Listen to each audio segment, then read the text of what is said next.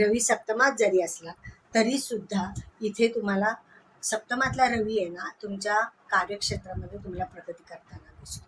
स्वतःला तुम्हाला चांगल्या संधी येतात, तुम्हाला तिथे अधिकार मिळतो आणि मुख्य म्हणजे महत्त्वाची कामं करताना तुम्हाला तिथे साथ मिळते आणि जे कार्यक्षेत्र आहे त्याच्यामध्ये उत्तरोत्तर तुमची प्रगती होत जाते.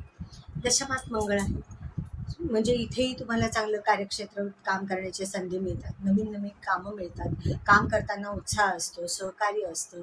त्याच्यानंतर जी कामं करता त्याच्यामध्ये यश येतं. म्हणजे ह्या यश येण्याने तुम्हाला आनंद पण होतो.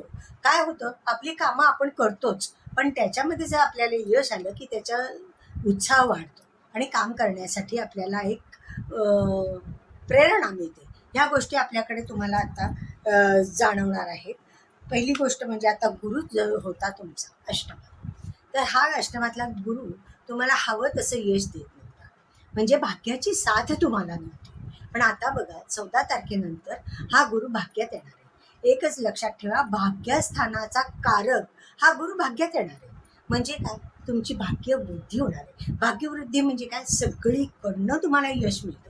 म्हणजे आर्थिकदृष्ट्या, सामाजिकदृष्ट्या, कार्यक्षेत्रामध्ये, नोकरीमध्ये, व्यापारामध्ये, व्यवसायामध्ये जी काय आहे, जे प्रश्न आहेत ते हळूहळू सुटत जातात. प्रश्न निर्माण होतातच, पण ते सुटण्याचे मार्ग तुम्हाला दिसत जातात. म्हणजेच भाग्याची साथ मिळते. अडचणी सगळ्यांना येतात, कोणाला येत नाही असं काहीच नाही. त्यामुळे अडचणींवर मात कशी करायची हे गुरु आपल्याला शिकवतो. आणि पॉझिटिव्हली, सकारात्मकता आणि आत्मविश्वास ह्या दोन जर गोष्टी असतील तर कितीही अडचणी आला तरी माणसाला तिथे प्रगतीची साथ मिळते. तूळ राशीच्या लोकांना आहे ना, स्पर्धा परीक्षा ह्या मध्ये चांगलं यश मिळणार आहे. षष्ठामध्ये शनी राहू सारखे.